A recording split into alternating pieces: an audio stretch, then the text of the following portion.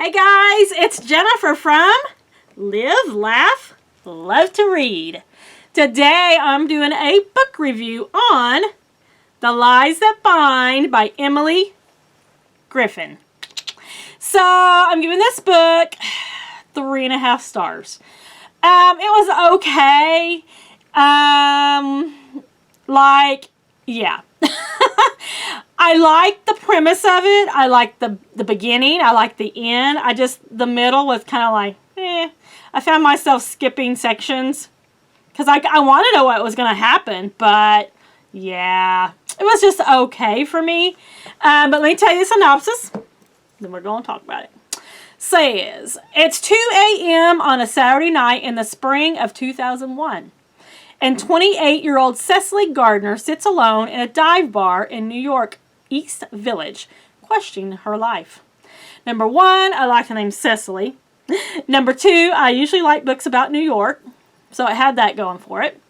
It says, feeling lonesome and homesick for the Midwest, she wonders if she'll ever make it as a reporter in the big city, and whether she made a terrible mistake in breaking up with her longtime boyfriend, Matthew.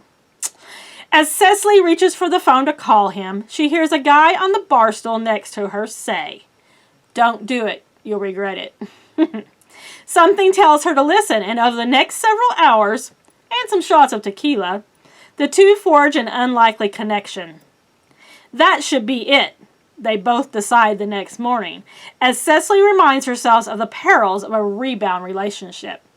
So, this guy's name is Grant, and he actually does go home with her that night, and they do sleep together in her bed, but they don't do anything. They just sleep. Yeah. Says, moreover, their timing couldn't be worse. Grant is preparing to quit his job and move overseas.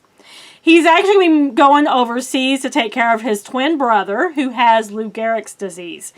So they are going to go overseas to London to see if they can do some research over there and some kind of new technique and exploratory stuff to see if it can help him.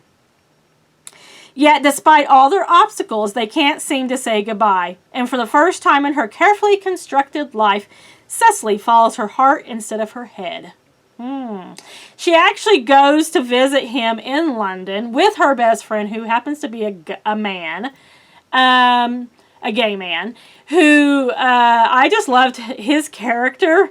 I kind of wish there was more of him in the book. But they do go over there for her to spend some time with Grant, because in actuality, her and Grant have only seen each other a handful of times, but they talk on the phone all the time, and they text and all this, and they fall in love. Says, then Grant disappears in the chaos of 9/11.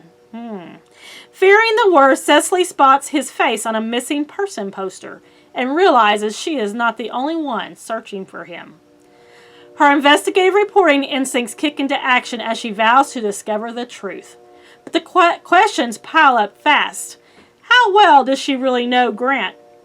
Did he ever really love her? And is it possible to love a man who wasn't who he seemed to be? So, this book was very,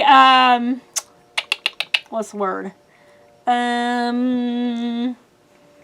Okay, so I liked the beginning of it. The premise was good. I thought it could have been a lot better. I haven't read any other books by Emily Griffin, so I don't know how her books are. But this one definitely fell flat for me. 3.5 stars. I wanted to know what was going to happen at the end, so I was kind of skipping sections and just like, okay. And then I was like, oh, okay, yeah, okay, I liked it.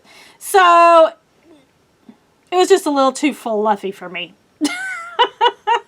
So I'm giving it 3.5 stars. It was just okay. Will I pick up other books by Emily Griffin? Probably not. I did get this book from the library, so there's that. I didn't buy it, so that was okay. And I think the only reason I even picked this up, I want to say someone else recommended books by Emily Griffin, and this one was on the library for free, and all her other ones were checked out, so I thought, well, I'll try this one. Maybe that's why it was there, because it's not one of her best. I don't know. But that's all I got today. If you like this video, how about a like? And while you're here, how about a subscribe? Don't forget to check back for more book videos coming up soon. Thanks, friends. I'll see you next time.